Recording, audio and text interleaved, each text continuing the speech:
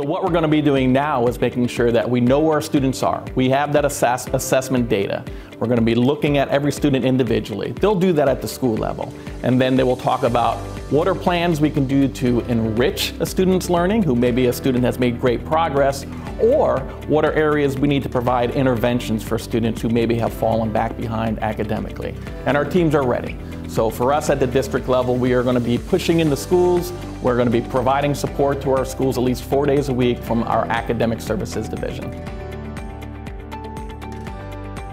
If a student unfortunately is home, then they're quarantined, we do have a process in place.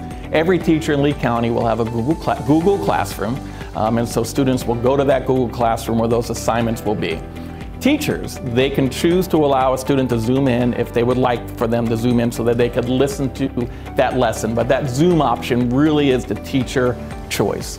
We know that our teachers last year was a real challenge for our teachers to do face-to-face and doing Zoom at the same time. So we're allowing that teacher to have that independent flexibility to provide that Zoom for the student. Our health and safety protocols, we do that in conjunction with the Department of Health, with some of our local physicians as well, and then the district has a pandemic team that meets, and it's a pandemic team that looks at all the health and safety protocols, and we make sure that they're in place. Here are some options still available to families. So families are still a little nervous about coming into the schools. They always have an opportunity to do Zoom parent conferences with the school as well. So make sure you're working with your child's principal to look at some of those options.